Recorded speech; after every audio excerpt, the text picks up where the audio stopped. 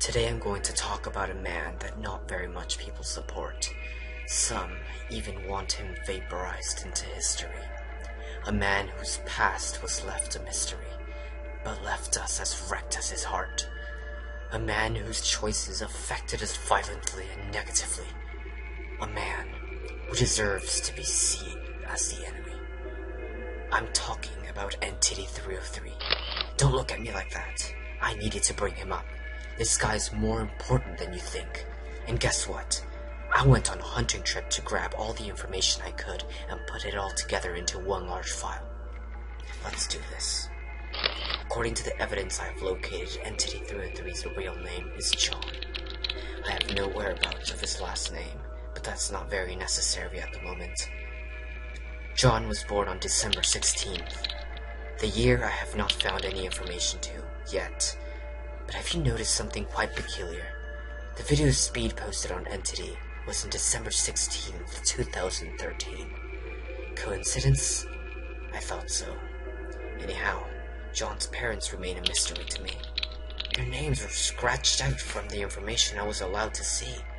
I don't know why, but John had a brother. I don't know much about his brother, not even his name. Those files were lost somehow.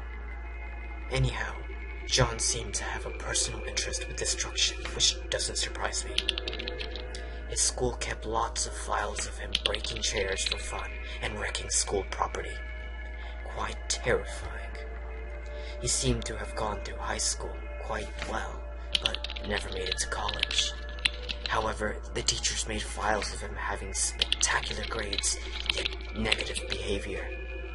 After exiting high school, he went straight to applying for Mojang. He seemed to love how they worked, and he thought that instead of destroying, maybe he could try helping out his community. For once. Mojang, for some odd reason, accepted him. Very unwise of Notch's part. He was accepted into Mojang in 2011. There, he met Herobrine. However, at the time, Herobrine was Steve, so technically he met Steve. Entity worked on searching for glitches that could help out. Somehow, he was really successful. Steve's job was to eliminate the glitches that Entity found, or in other words, John. In 2012, Entity and Steve realized that they needed some kind of bot to test out the glitch fixes to see if they would work out. They informed Notch, and Notch created a figure, which we all know now as Herobrine. Herobrine had the default character's skin, but Steve thought it would be funny to make his eyes white. And of course, he did. Around 2012 was when everything went wrong. John decided to inject a coding supplement into Herobrine, which allowed anyone to take the bot and form it into an account. Steve absolutely loved this idea, but suddenly had terrifying thoughts of stealing the account himself. He told John about it, but John refused to help. Steve took action and told Mojang he would be going on vacations. John was left alone to work with glitches. All of a sudden, Mojang received a strange message from a user in the forums about a prototype with white eyes stalking him. He quickly told Notch that someone had taken control of Herobrine, and Notch quickly told the moderators to delete his posts and tell him to stop posting posts about Herobrine since it was an issue they wanted to fix. John remembered Steve had taken Herobrine, so he decided to form a plan of some kind. Man, I wish I had more evidence. I took all the evidence I could. It somehow led to Notch blaming John for stealing Herobrine, and John was fired. According to House Lawn reports, they tried to take John's house away from him, from haunting little children. What? Is that even possible? There is no right to that. Well, never mind. Let's continue. John was told he only had a day left in the house, so he had to pack up pretty fast. John told his brother about what had happened, and his brother said he was going to have a talk with Steve. John sent a letter to Steve's house telling him to have a meeting with his brother at a nearby lake. And if this isn't ironic enough, Seems like John's brother was really into swimming. He competed against other amazing swimmers, but we're not going to get in that road now. Then, according to the hospital letters I found, John's brother was devoured by an alligator in the lake. John lost it, and he became, well, who he is now. According to my other sources, he made himself known as Entity 303 and found others that were willing to help get their hands dirty to dispose of Steve and destroy Minecraft. Terrifying, you know? Anyways, his team was Mini 303, Mask of Death, Mossy Nightmare, Caveman, and Fire Demon, or at least how they want to be known as. Jeez, how can you find a team like that so quickly?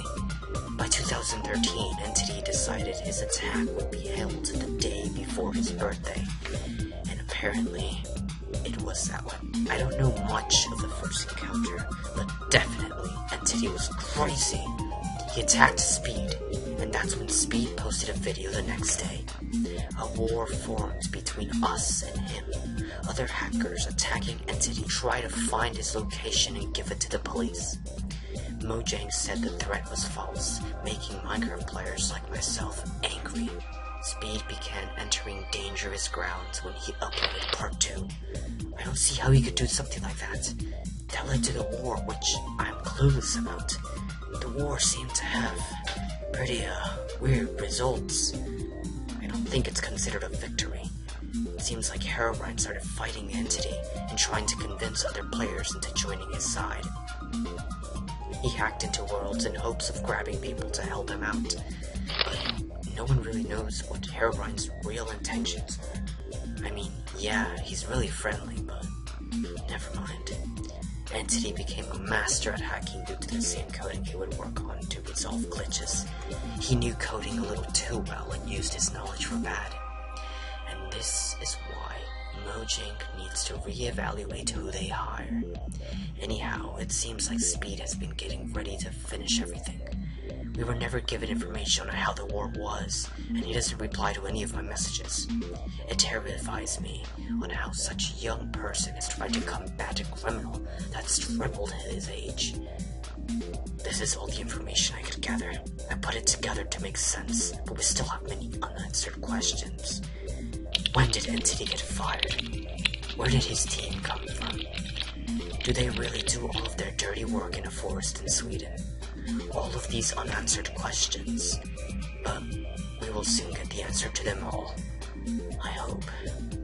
This man is terrible. He deserves defeat. I'll try to search for more information. I hope all of this can end soon. Be careful out there, Minecraft souls.